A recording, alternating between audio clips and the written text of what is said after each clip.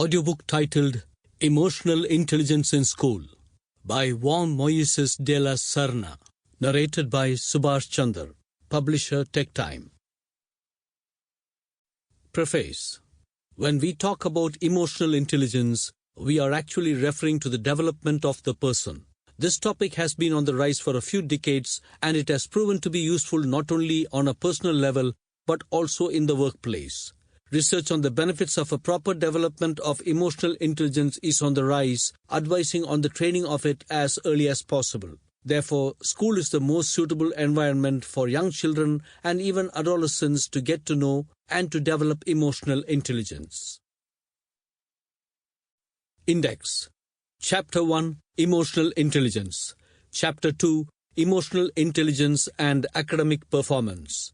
Chapter 3, Emotional Intelligence in School. Chapter 4, Benefits of Emotional Intelligence. Chapter 5, Resiliency in School. Chapter 6, Intervening in Emotional Intelligence. Chapter 7, Emotional Intelligence and Bullying. Conclusion. About Dr. Juan Moisés de la Serna. Dedicated to my parents. Acknowledgements. I would like to take this opportunity to thank all the people who collaborated with their contributions towards the completion of this book, particularly the Government of Canarias and Dr. Noelia Carbonell-Bernal. Legal notice. This book may not be reproduced in its entirety or in part, uploaded to any information storage and retrieval system, or transmitted in any form by any means, whether electronic or mechanical, including photocopying, by recording or any other means without prior and written permission from the author and copyright owner.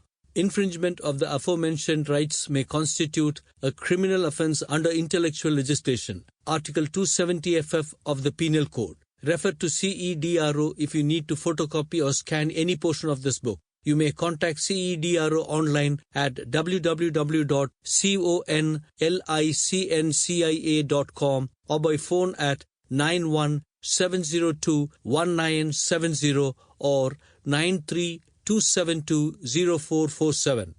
Copyright Dr. Juan Moisés de la Serna.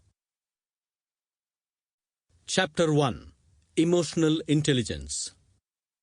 It can be said we live in an emotional world, just it can be said we live in a social world. Therefore, those who are most skilled at their emotional development tend to be the most successful.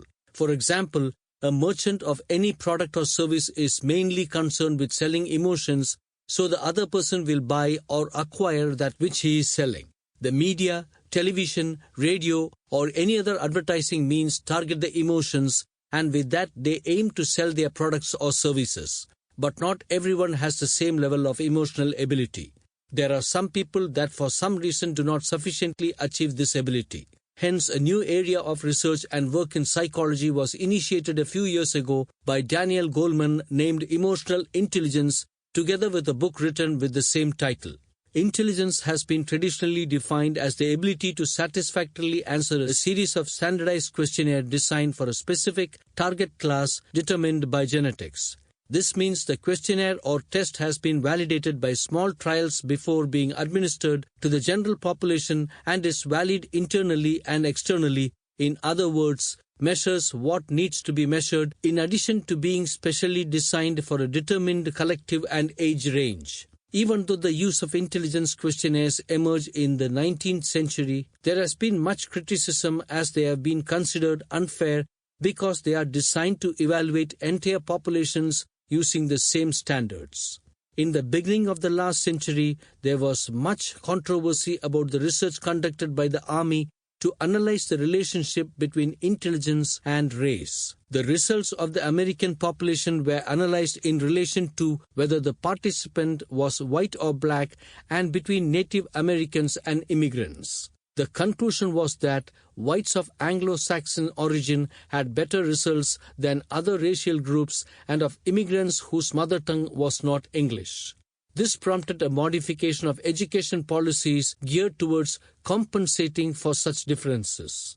Subsequent studies debunked these results due to flaws in the tests used, which did not take into account the correct jargon of the target group of people being tested, thus Sample complete. Ready to continue?